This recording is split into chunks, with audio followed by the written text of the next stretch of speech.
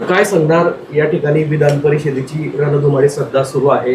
यावरूनच राज ठाकरे म्हणतायत की बॅलेटवर या निवडणुका घेण्यात याव्या, नाहीतर निवडणुकीवर बहिष्कार टाकण्यात यावा.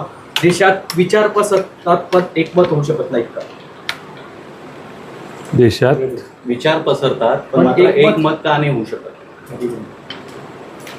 नाही, असं आहे की वेगळी मतमतांतर असू शकतात, पण आज मशीनवरच्या मतदानावर लोकांचा विश्वास नाही असं देशातल्या कानाकोपऱ्यात पाहिलं जातं, ऐकलं जातं. आणि म्हणून राज ठाकरेंची ही जुनी मागणी आहे की बॅलेटवर मतदान व्हावं. सर, या ठिकाणी आज कॉक्रोच जनता पार्टीचा जंतर मंतरवर एल्गार बघायला मिळाला आहे, काय सांगणार?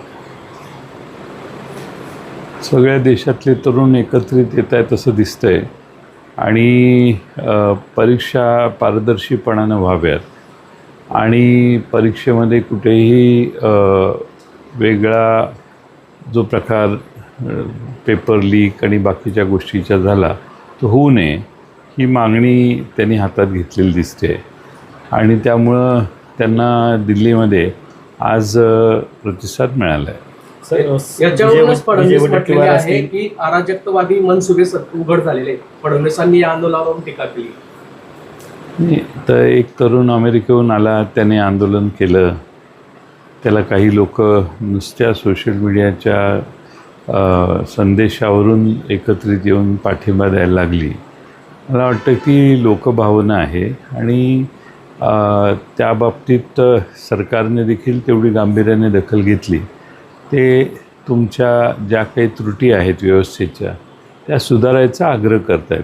ते काही तुमचं सरकार बदला म्हणून आज म्हणत नाही आहे. त्यामुळं त्याची योग्य नोंद घेऊन सरकारने दुरुस्त्या करणं गरजेचं आहे. सर, विजय वडेट्टीवार असतील, संजय राऊत असतील, यांचं असं म्हणणं की विधान परिषद निवडणुकीमध्ये मोठा गुन्हेबाजार होतो. विजय वडेट्टीवारांनी तर थेट आरोप लावला आहे की 5-5 लाख रुपये देऊन 2-2 लाख रुपये देऊन आमचे नगरसेवक पडवले जात आहेत. काय आहे की विधान परिषदेच्या या निवडणुका हात वर करून पाहिजेत.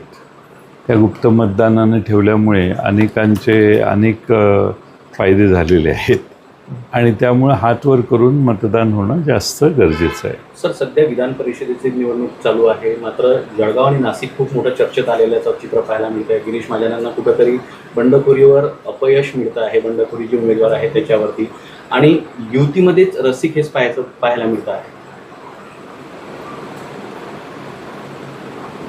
नाही, आता सगळं मिटलं असं मी ऐकलं. आणि अनिल चौधरी आणखीन एक कोणतरी कडे आपल्या उमेदवारीवर ठाम आहे. ज्या प्रकारे नाशिकमध्ये गीते या ठिकाणी त्यांनी पाठिंबा दिला नाहीये, तर त्यांचं असं म्हणणं आहे रेश्मा काळेंचं की गीते यांनी जर शिवसेनेच्या उमेदवारांना पाठिंबा दिला तर भारतीय जनता पार्टीच्या उमेदवाराला आम्ही इकडे पाठिंबा देऊ.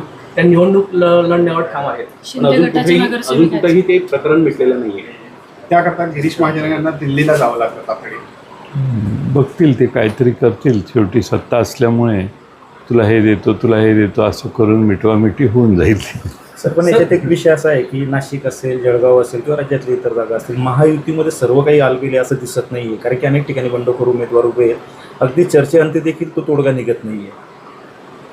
आता तो महायुतीच्या नेत्यांना प्रश्न विचारा. सर, निवडणुकीमध्ये मोठ्या प्रमाणात घोडेबाजार झाला आहे. भाजपला तोंड उघडायला लावू नये असं सुप्रिया सुळे म्हणतायत. भाजपने तोंड उघडायला लावू नये. मोठ्या प्रमाणात घोडेबाजार झाला आहे, भाजपने तोंड उघडायला लावू नये असे सुप्रिया सुळे म्हणतात. ठीक आहे, आता ताई म्हणतात तर मी ऐकलेलं नाही ताई काय नक्की बोलल्या ते. काय मत आहे दादा असं म्हणायचं आहे. नाही, आता या माझ्या मतापेक्षा आधी बऱ्याच लोकांनी मतप्रतिक्रिया व्यक्त केलेल्या आहेत.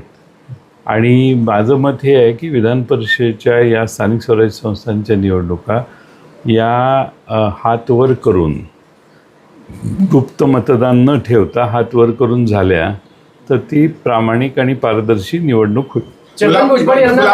गुलाबराव पाटील जे आहे अद्यापही नाराजीचं सूर पाहायला मिळतं. त्यांच्या चिरंजीवाला तिकीट नाही मिळालं, ते नाराज आहे अशी देखील चर्चा आहे. मात्र श्रीकांत शिंदे जळगावला आल्यानंतर त्यांच्या उमेदवारांना देखील भेटत नाहीये. ज्या रेश्मा काळे आहे कुठेतरी ऑलवेज नाहीये का याच्यामध्ये, किंवा चर्चेला उदाहरण? मला माहिती नाही त्यांची काय परिस्थिती आहे, पण कालच त्यांचा वाढदिवस झाला. छगन भुजबळांना राज्यसभा मिळण्याची शक्यता आहे, पण आपल्या कुटुंबातील कोणाला व्यक्तींना देण्यात यावी अशी त्यांची मागणी छगन भुजबळांची. मी त्या पक्षात नाही आहे ना, मला दुसऱ्या पक्षांचे अनिल पाटील असं म्हणतात